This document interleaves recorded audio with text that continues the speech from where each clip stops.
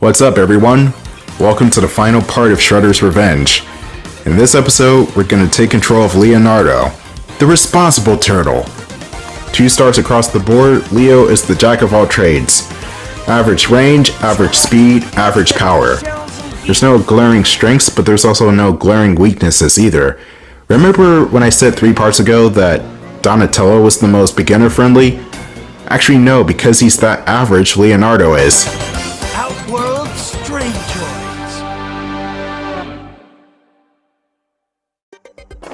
We're finally at Krang's doorstep.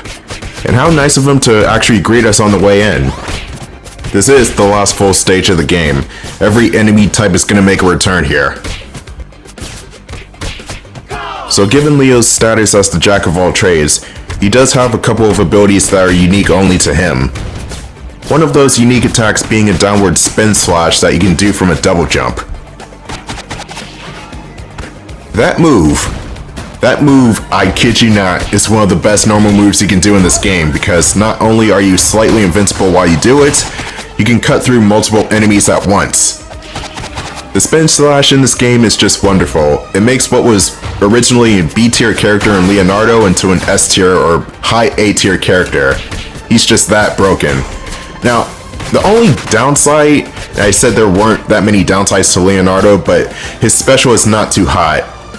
He slashes an area for a couple of times, and while it's highly damaging, it doesn't really stay on screen for as long as any of the other characters, and it also doesn't have that vacuum property that Donatello's special have. So he may be lacking in that department, but otherwise, Leonardo, great, awesome character.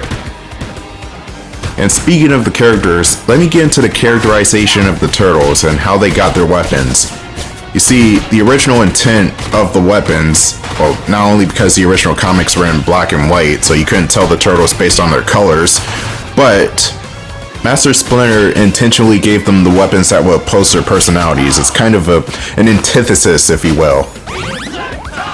Or antithesis. However you pronounce antithesis or antithesis, it's the opposite of what you expect. So, Leonardo, he's the calm, rational one, the leader of the group, responsible, but he's got the most lethal freaking weapons of the whole group. Katana blades, they cut people in half. Donatello, being the brains of the group, has got a stick to beat people over the head with it. That's pretty caveman stuff when you really think about it. Raphael, being the hothead, he's got the more defensive side, which is good for disarming weapons off of people. And Michelangelo is Michelangelo, but somehow he's got the nunchucks. And that's there to teach the turtles the finer things in life, like focus if you're Michelangelo, or calm rationality if you're Raphael, or even more responsibility if you're Leonardo. And he's already pretty damn responsible with those swords to begin with. Like, there was one episode in the original Teenage Mutant Ninja Turtles where he uses the katana blades to get some sort of device off of April, and he was dangerously close to her neck. Like, what if he slipped? Well, when you're a cat person thing, I kind of used my sword to get the device off your neck and I accidentally slit your throat. Sorry about that, April. Nice one, Leo. Nice. But I said I was sorry! The Triceratons make a return here, and I thought that stage museum was the only stage they appeared in, but I guess not. They make a return. And they're still just as tough as they were before. Probably even more so. Oh, and another cool thing that I forgot to mention about Leonardo is his charge attack, which is kind of like his special move from Turtles in Time and Hyperstone Heist. But you can swing multiple times so you don't lose health.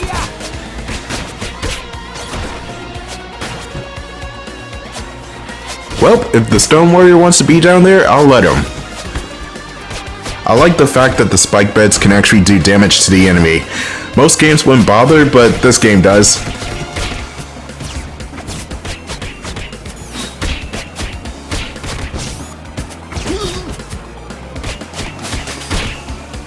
How many years has it been since the last TMNT film?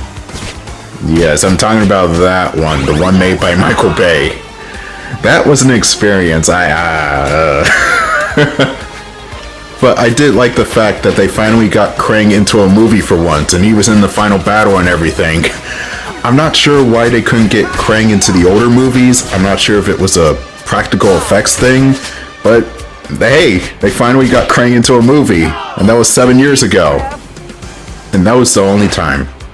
I'm still sad about that. They need to make another TMNT film. That's not directed by Michael Bay. I should probably clarify.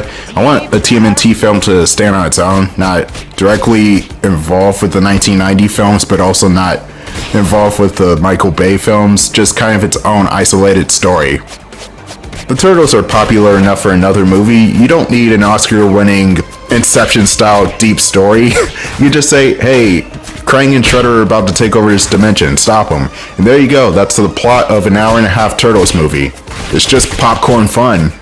You can have silly jokes that are not overboard, some dark moments, and there you go. But Hollywood doesn't want to do that for some reason. It's really just the same 4 superheroes over again. I mean, I really like Spider-Man, but do we need 4 different reboots of him? And that's not counting Spider-Verse, because Spider-Verse is actually unique. But on the bright side, I am looking forward to Guardians of the Galaxy 3, because it looks like a decent send-off. I am invincible!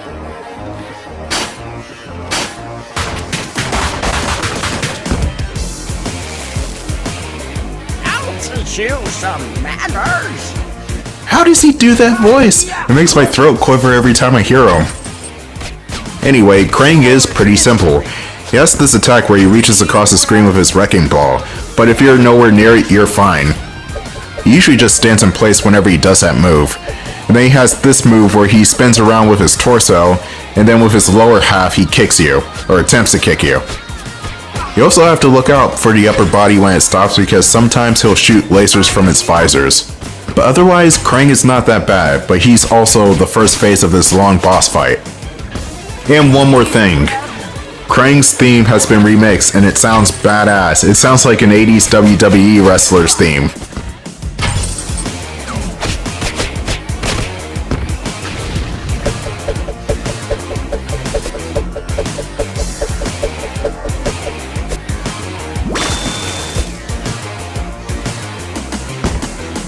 I'll finish you off myself! Krang is done for now.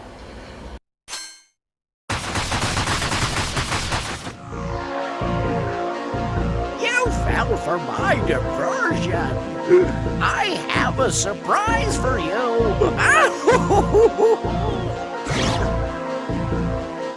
I will show you how a true ninja fights. The world is mine. Okay, so we're gonna have Shredder pull up with Wu-Tang Clan playing in the background. What the fuck, man? You're a genius! This game is amazing with the timing of everything. But there's more time to talk about that later on. Shredder here is the second phase of this boss fight, and he's by far tougher than Krang ever was. You're going to need that pizza. Don't sleep on the opportunity. Anyway, Shredder will split himself into 3 clones, and you can either hit the clones and get rid of them that way, or just hit the real Shredder and that'll get rid of both of them. He also has this counterattack move to where he'll spawn lightning whenever you beat him up too much. He's also got a dive kick move. What the hell is that attack?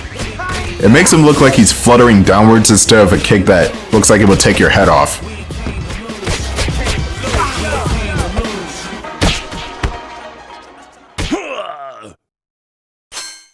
Looks like another victory for the forces of good.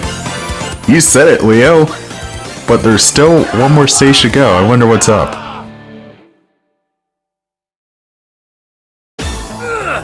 You haven't seen the last of me.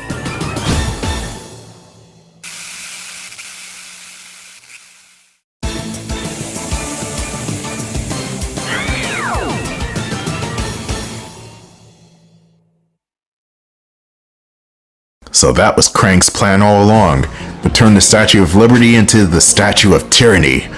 Oh, the madman.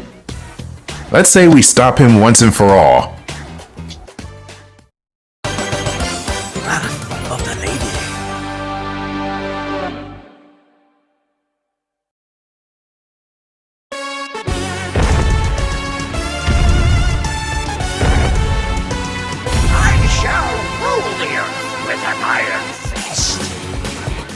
Alright, final boss time.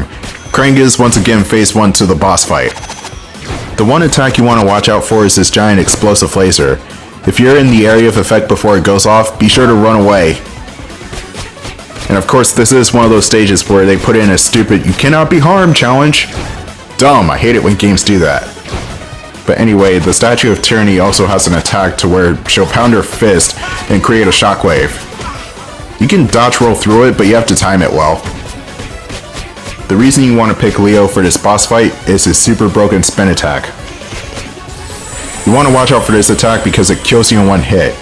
And I'm sure this is the only attack in the game that does so. And random foot soldiers. Now, I didn't do it for this playthrough, but I think you can throw the foot soldiers into the Statue of Tyranny and still damage it.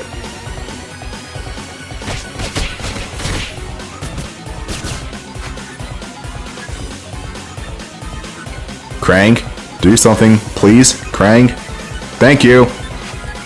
Yeah, I think the foot soldiers were there to throw them into her. You also got these spark balls, but if you're in the middle of the screen, you're good to go. And I also failed the last objective I had to complete. You know, these objectives for this stage suck because they're the most counterintuitive things to do. Do you really expect me to finish the game with just a light tap with a sword? No, I'm gonna use my special. Duh.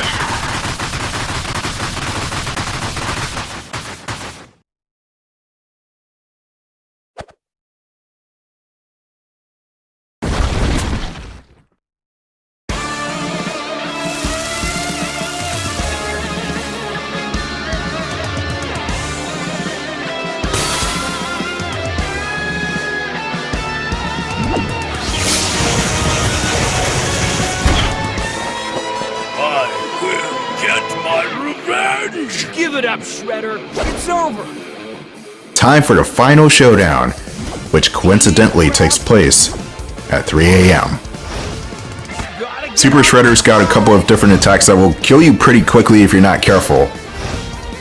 One of his attacks being a zigzag pattern that, I swear, he likes to trip you up just because. He's also got this attack where he'll shoot flames along the floors. You can jump over them, but they're very tight jumps, so you have to time it perfectly. You have to wait for Shredder to do this shield-like move, and then you can hit him afterwards. Shredder can also grab you when he dashes towards you sometimes, so you want to make sure to dodge roll out of the way. Or at least attempt to. Most of his attacks are really hard to avoid. And this has to be the longest single minute of all time. It's still 3 o'clock. Has the Earth finally stood still? Is Krang somehow merging Dimension X with our dimension, therefore creating some sort of time paradox? I don't know. Or maybe the developers just didn't program 301 into the clock. That's a theory too, but I don't want to go with that theory.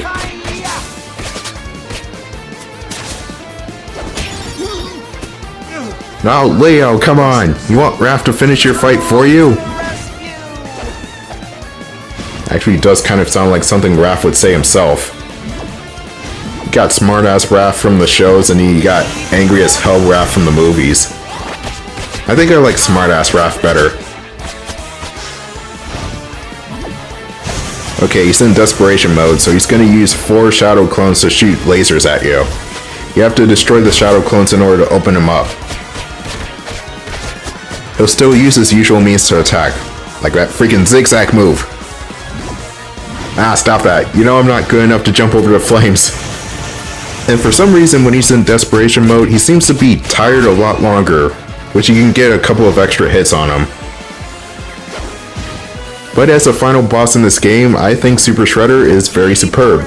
It's definitely one of the better boss fights in the Turtles games. When I'm not getting caught up by flames, that is. No! My revenge? Impossible.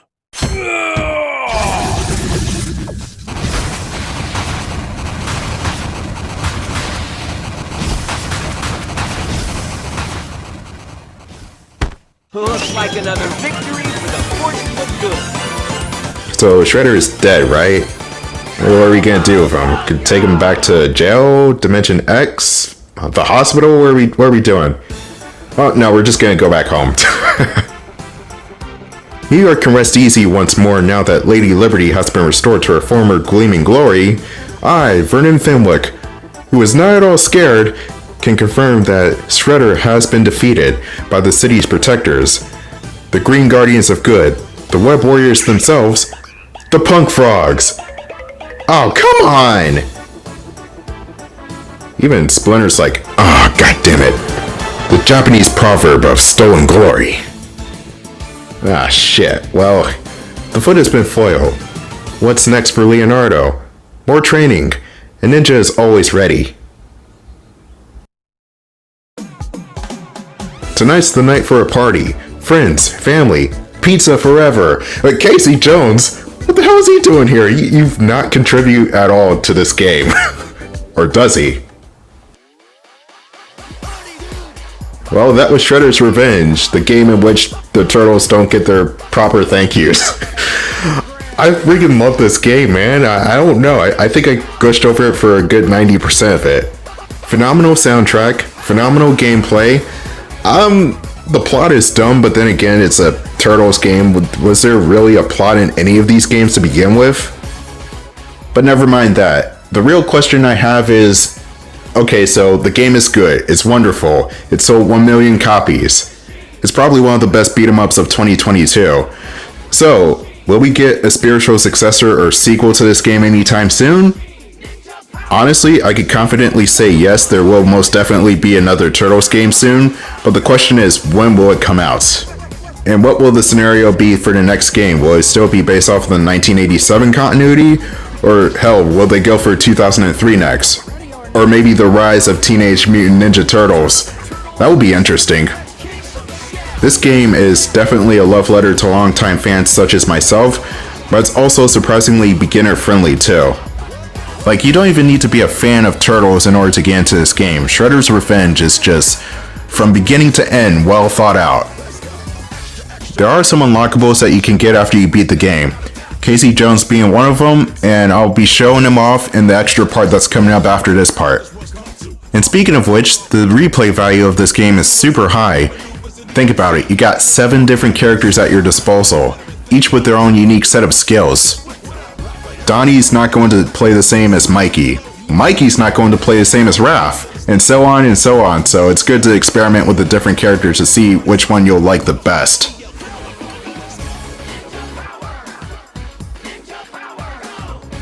And yeah, I think I said all I needed to say. You can see the TMNT blimp coming in the screen, so I think that's about time for me to go. I'm going to have a couple of games for the channel really soon. Mondays, Wednesdays, and Fridays is going to be one game, and Tuesdays and Thursdays is going to be the other game. And with that said, if I don't see you in the extra part coming up, then I'll see you for one of those 2 games.